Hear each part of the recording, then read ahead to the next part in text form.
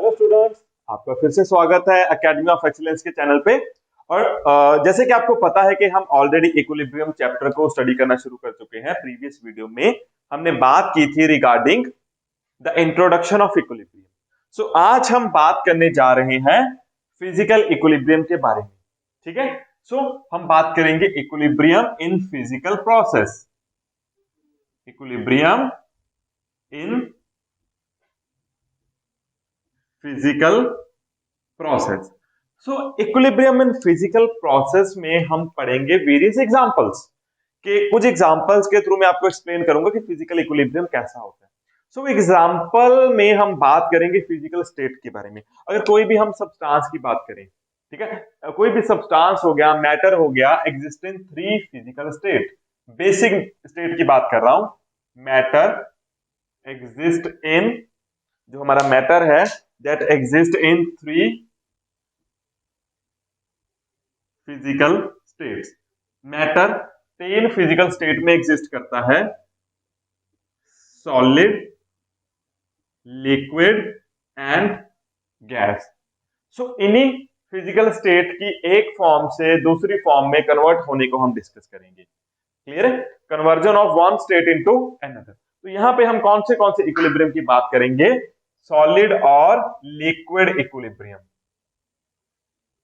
Solid और liquid equilibrium. दूसरी हम बात करेंगे liquid and gas equilibrium. Liquid and gas equilibrium. And the third one is solid and gas equilibrium. ये 3 equilibrium discuss करेंगे। ठीक है, सो आपको बेसिकली इन सब का आइडिया है, पहले से आपने ये छोटी क्लासेस में, प्रीवियस क्लासेस में ऑलरेडी इन चीजों के बारे में थोड़ा बहुत डिस्कस किया हुआ है। ठीक है, तो सबसे पहले हम बात करेंगे सॉलिड एंड लिक्विड। ठीक है, बड़ी सिंपल सी एग्जांपल हम लेंगे इसमें। आइस। आइस क्या है? देखो, सॉलिड जो है that is converted into liquid and at the same rate liquid is converted into ice. इसी को बोलते हैं सॉलिड लिक्विड इक्विलिब्रियम। होता क्या है? ठीक है, सॉलिड में आइस ले लिया। अब आइस जब मेल्ट होगा, आइस जब मेल्ट होगा तो क्या बनेगा? वाटर। ठीक है, और वाटर जब फ्रीज होगा तो क्या बनेगा? आइस। सो अगर हम बात कर रहे हैं इक्विलिब्रियम की, सो इक्विलिब्रियम में क्या होगा? ना तो आइस की क्वांटिटी में चेंज आएगा, ना ही वाटर की क्वांटिटी में चेंज होएगा। ठीक है, क्या इसका मतलब प्रोसेस रुक गया? क्या आइस मेल्ट होना बंद हो गया? नो, आइस कंटिन्यूसली मेल्ट हो रहा है। आइस कंटिन्यूसली मेल्ट हो रहा है और साइड बाय साइड वाटर भी कंटिन्यूसली फ्रीज हो रहा है। जितना आइस मेल्ट हो रहा है उतना ही वाटर फ्रीज हो रहा है, जिसकी वजह से ना तो आइस की क्वांटिटी में चेंज आता है, ना ही वाटर की क्वांटिटी में चेंज आता है। और देखने में ऐसा प्रतीत होता है कि प्रोसेस हो ही नहीं रहा, लेकिन एक्चुअल में प्रोसेस फॉरवर्ड डायरेक्शन और बैकवर्ड डायरेक्शन में सेम स्पीड से हो रहा है। क्लियर है? सो यहां पे rate of melting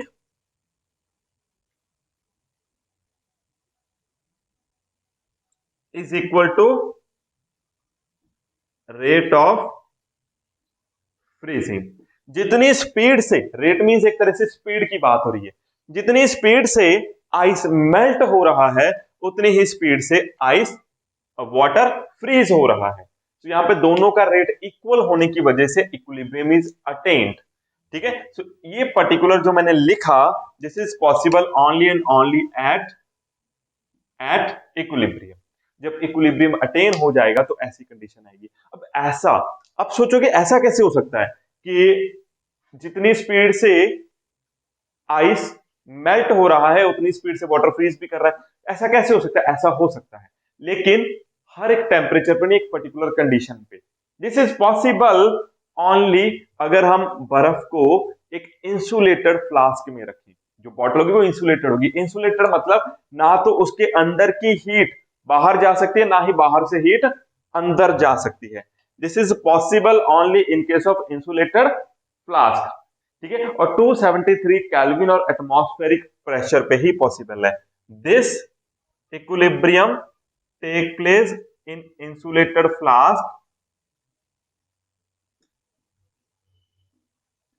at 273 Kelvin temperature and normal atmospheric pressure। और ये नॉर्मल एटमॉस्फेरिक प्रेशर पे ही पॉसिबल है, और किसी कंडीशन पे पॉसिबल नहीं है। क्लियर? अगर आप बोलोगे कि टेम्परेचर में माइनर चेंजेस भी कर दिए जाए तो ये इक्विलिब्रियम क्या है, डिस्टर्ब हो जाएगा। This equilibrium is possible only at this particular temperature. अगर टेम्परेचर बढ़ाया जाएगा इससे तो आइस मेल्ट होना शुरू हो जाएगा, अगर टेम्परेचर और कम कर दिया जाएगा तो वाटर फ्रीज होना शुरू कर जाएगा, वो सारा आइस में कन्वर्ट हो जाएगा। So this equilibrium between ice and water is possible only and only at these conditions। Clear है? इन्हीं कंडीशंस पे पॉसिबल है। अब एक्चुअल में हो क्या रहा है यहाँ पे, जितने मॉलिक्यूल आइस के वाटर में कन्वर्ट हो रहे हैं, ठीक है, उतने ही वाटर के मॉलिक्यूल आइस में कन्वर्ट हो रहे हैं। बात सुनिए ध्यान से मेरी, the number of molecules of ice converted into water is equal to the number of molecules of water converted into ice. जितने मॉलिक्यूल वाटर के आइस में कन्वर्ट हुए उतने ही आइस के मॉलिक्यूल वाटर में कन्वर्ट हो रहे हैं। ठीक है, इसकी वजह से बोलते हैं कि जो फॉरवर्ड और बैकवर्ड स्पीड है तो किसी प्रोसेस की वो सेम है, जिसकी वजह से इक्विलिब्रियम अटेन होता है। सो ठीक है, अभी हम यहाँ पे एक लास्ट डेफिनेशन लिख रहा हूं इसमें मैं, नॉर्मल फ्रीजिंग पॉइंट। क्या लिख रहा हूं मैं? Normal freezing point. अब ये नॉर्मल फ्रीजिंग पॉइंट क्या है? ये उस टेम्परेचर की बात हो रही है जिस टेम्परेचर पे सॉलिड और लिक्विड के बीच में इक्विलिब्रियम अटेन हो जाता है, मतलब इस टेम्परेचर को बोलते हैं नॉर्मल फ्रीजिंग पॉइंट। ठीक है, लेकिन हम डिफाइन कैसे करेंगे? ठीक है, द टेम्परेचर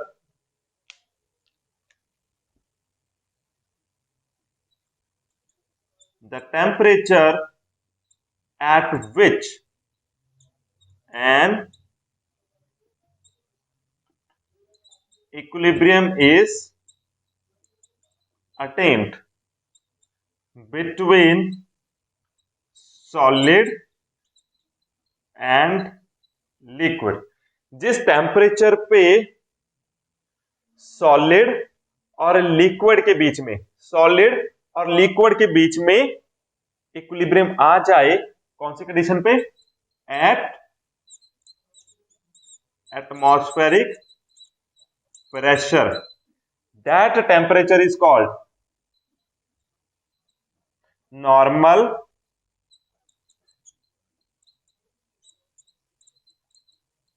फ्रीजिंग पॉइंट। तो उसी टेम्परेचर को नॉर्मल फ्रीजिंग पॉइंट बोला जाता है। क्लियर है? आपको समझ आ गया सॉलिड लिक्विड इक्विलिब्रियम के बारे में?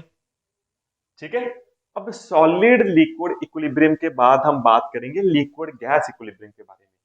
ठीक है, अब लिक्विड गैस इक्विलिब्रियम में हमने क्या पढ़ना है? जो लिक्विड है और गैस है वो एक दूसरे में डिसॉल्व हो रहे हैं। ठीक है जी, सॉरी यहाँ पे लिक्विड और गैस है। ठीक है, लिक्विड और गैस है।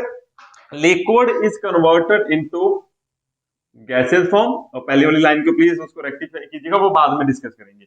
Liquid is converted into gas and gas is converted into liquid. मतलब यहाँ पे वाटर जो लिया था हमने, that is converted into vapours and vapours converted back into water. ठीक है, यहाँ पे मैं दोबारा से लिख देता हूं अच्छे से, water is converted into vapours.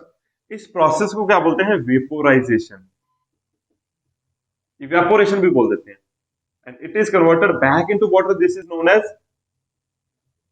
Condensation. तो जब इक्विलिब्रियम अटेन हो जाता है तो तब क्या होता है? एट इक्विलिब्रियम, इक्विलिब्रियम पे क्या होता है? रेट ऑफ वेपोराइजेशन, जो इवेपोरेशन का या वेपोराइजेशन का रेट है, is equal to rate of condensation. मतलब जिस स्पीड से, जिस स्पीड के साथ वाटर वेपर्स में कन्वर्ट हो रहा है, ठीक है, उसी स्पीड के साथ वेपर्स कंडेंस होकर वाटर बना रहे हैं। मतलब the number of molecules which are converted from liquid form to vapour form and the number of molecules which are converted from vapor form to liquid form are same. That's why the process is known as in equilibrium. ठीक है, जिसकी वजह से लगता है कि process कोई नहीं हो रहा। अब इसको पता कैसे चलता है कि इक्विलिब्रियम आ गया? This can be measured by manometer, can be detected by manometer, this can be detected by manometer. अब यहां पे एक फ्लास्क ले लिया मैंने,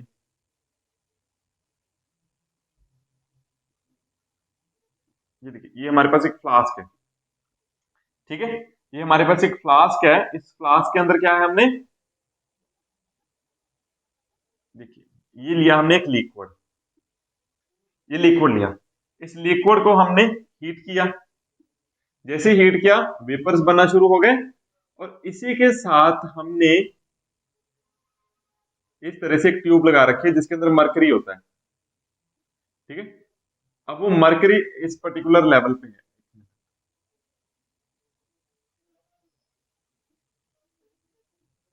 अब वो मरकरी इस पर्टिकुलर लेवल पे है, देखिए ध्यान से। अब जैसे ही इसके अंदर प्रेशर बढ़ेगा, वेपर्स प्रोड्यूस होना शुरू हो गए, प्रेशर बढ़ना शुरू करेगा, उस प्रेशर की वजह से यहां पे मरकरी क्या है, आगे को मूव करना लग जाएगी। समझ आ गया? जब यहां पे लेवल बढ़ना शुरू हुआ, देखो इस लेवल से मूव करके यहां पे चला गया, इट मींस प्रेशर बढ़ रहा है, इसको मैनोमीटर बोलते हैं, ठीक है। अब प्रेशर बढ़ेगा, यहां पे मरकरी का लेवल ऊपर जाता जाएगा, लेकिन आफ्टर सम टाइम क्या नोटिस किया गया कि लेवल बढ़ना बंद हो गया, ये लेवल बढ़ना बंद हो गया। क्यों बंद हो गया? बिकॉज अभी नया प्रेशर जनरेट ही नहीं हो रहा, ठीक है। लेकिन वाटर कंटिन्यूसली बॉयल कर रहा है, वाटर कंटिन्यूसली बॉयल कर रहा है, वेपर्स कंटिन्यूसली प्रोड्यूस हो रहे हैं, फिर प्रेशर क्यों नहीं बढ़ रहा? क्योंकि वेपर्स की क्वांटिटी बढ़ना बंद हो गई। क्यों क्वांटिटी बढ़ना बंद हो गई? क्योंकि जितने नए वेपर्स प्रोड्यूस हो रहे हैं उतने ही वेपर्स लिक्विड में कन्वर्ट होना स्टार्ट हो गए, ठीक है जी। तो ऐसी कंडीशन को बोलते हैं कि इक्विलिब्रियम अटेन हो गया। अब ये इक्विलिब्रियम, ये भी एक क्लोज्ड वेसल में पॉसिबल है, this is possible in closed vessel. इसमें भी टेम्परेचर को हम स्पेसिफाई करेंगे जैसे हमने पहले किया था, ठीक है। This is take place in closed vessel at room temperature. ये इक्विलिब्रियम किसी क्लोज्ड वेसल के अंदर रूम टेम्परेचर में अटेन हो जाता है। क्लियर? Got this? इससे रिलेटेड कोई क्वेश्चन? अभी हम बात करेंगे ऐसा होता क्यों है। यहाँ पे देखिए जो वेपर्स बने, ये वेपर्स का कुछ ना कुछ तो प्रेशर होगा ना, गैस का प्रेशर होता है, ये वेपर्स इस लिक्विड के सरफेस पे प्रेशर अप्लाई करना शुरू कर देते हैं, ठीक है। अब प्रेशर पहले स्टार्टिंग में बढ़ रहा है, बढ़ रहा है, बढ़ रहा है, यहां से मैनोमीटर से चेक करें, लेकिन इक्विलिब्रियम पे प्रेशर बढ़ना बंद हो जाता है, ठीक है जी। वहां पे प्रेशर भी कांस्टेंट हो जाता है, स्टेबल हो जाता है। इक्विलिब्रियम के टाइम पे वेपर्स के द्वारा वाटर के सरफेस पे जितना प्रेशर लगाया जा रहा है that is known as vapour pressure, ठीक है जी। द प्रेशर, अब डेफिनेशन लिखने जा रहा हूं मैं यहां पे वेपर प्रेशर के बारे में।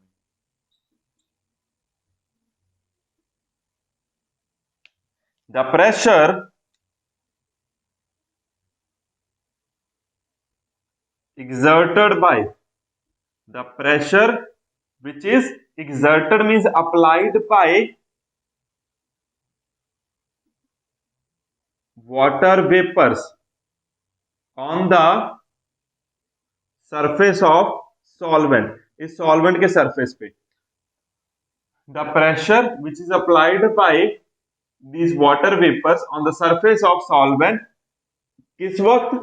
at equilibrium is called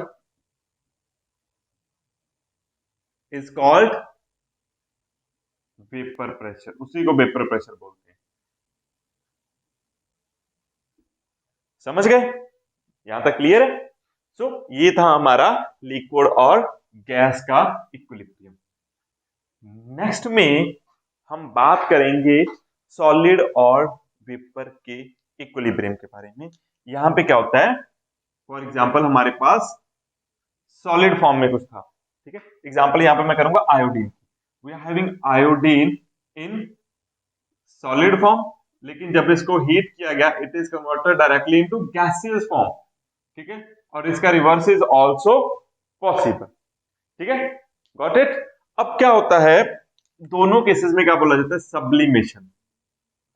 जब कोई सॉलिड गैस में डायरेक्टली कन्वर्ट हो जाए without going into liquid state तो उसको सब्लिमेशन बोलते हैं। जब कोई गैस है डायरेक्टली सॉलिड फॉर्म में कन्वर्ट हो जाए बिना लिक्विड स्टेट में, this is also known as sublimation. So इस कंडीशन में rate of forward sublimation and rate of backward sublimation is equal. Rate of forward sublimation is equal to rate of backward sublimation. The rate of forward sublimation is equal to rate of backward sublimation. मतलब जिस speed से iodine solid form से gaseous form में convert हो रहा है उसी speed से गैसियस फॉर्म से सॉलिड फॉर्म में भी कन्वर्ट हो रहा है, ठीक है। और यहां पे पता कैसे चलेगा, ठीक है, जो आयोडीन गैस है this is of violet colour. Starting में क्या होगा, जब सॉलिड फॉर्म में होगा क्या वॉयलेट कलर होगा, वहां पे कुछ नहीं होगा, लेकिन जैसे ही गैस प्रोड्यूस होना शुरू हुआ वॉयलेट कलर प्रोड्यूस होना शुरू हो गया। स्लोली स्लोली गैस बढ़ता जाएगा, आयोडीन बढ़ता जाएगा, वॉयलेट कलर की डेंसिटी बढ़ती जाएगी। बट आफ्टर सम टाइम क्या देखा गया, वॉयलेट कलर की डेंसिटी बढ़ना रुक गई। क्यों रुक गई, क्योंकि अभी क्या प्रोसेस रुक गया, नो, प्रोसेस नहीं रुका, अभी इक्विलिब्रियम आ गया, ठीक है, got it. In the starting intensity of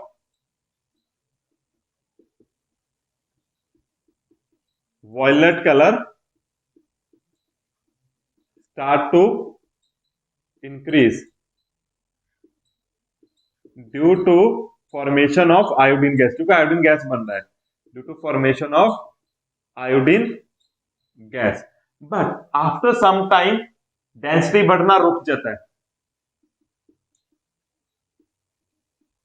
after some time no change in density of violet color is observed. Density of violet color is observed. After some time violet color की density में कोई change दिखता नहीं है, ठीक है। This is due to equilibrium, क्योंकि अभी नया कोई आयोडीन गैस का मॉलिक्यूल प्रोड्यूस नहीं हो रहा। मतलब यहाँ पे मैं रेक्टिफिकेशन करता हूं, नए मॉलिक्यूल्स को प्रोड्यूस हो रहे लेकिन उनकी क्वांटिटी नहीं बढ़ रही। क्वांटिटी क्यों नहीं बढ़ रही, क्योंकि जितने गैस के मॉलिक्यूल आ रहे हैं उतने ही सॉलिड के मॉलिक्यूल्स बनते जा रहे हैं, इक्विलिब्रियम अटेन हो गया। सो डेंसिटी से हमें पता चल जाता है कि कलर की डेंसिटी चेंज नहीं हुई, मतलब इक्विलिब्रियम अटेन हो गया। So this is all about various type of equilibrium related to physical process, चाहे वो सॉलिड और लिक्विड का इक्विलिब्रियम हो, चाहे वो लिक्विड और गैस का इक्विलिब्रियम, चाहे वो गैस और सॉलिड के बीच में डायरेक्ट इक्विलिब्रियम हो, ठीक है। सो इस वीडियो में इतना ही। नेक्स्ट वीडियो में हम बात करेंगे दो एग्जांपल्स की which are related to physical process, जिसमें मैं शुगर को वाटर में डिसॉल्व करने की बात करूंगा और कार्बन डाइऑक्साइड को वाटर में डिसॉल्व करने की बात करूंगा, ठीक है। मैं सॉलिड इन लिक्विड और गैस इन लिक्विड के बारे में दो एग्जांपल्स डिस्कस करेंगे। आज की वीडियो में इतना ही, ठीक है। मिलते हैं नेक्स्ट वीडियो में। मीनवाइल अगर आपने हमारे चैनल को सब्सक्राइब नहीं किया है प्लीज इसको सब्सक्राइब कर दीजिए और इन वीडियोस को अपने और फ्रेंड्स के साथ शेयर कीजिए ताकि उनको भी मैक्सिमम बेनिफिट मिल सके, ठीक है। मिलते हैं नेक्स्ट वीडियो में। और अगर आपको नोट्स चाहिए तो नीचे डिस्क्रिप्शन बॉक्स में मैंने लिंक दे रखा है, आप इसके नोट्स वहां से हैंड रिटन डाउनलोड कर सकते हो। सो मिलते हैं नेक्स्ट वीडियो में। Good bye.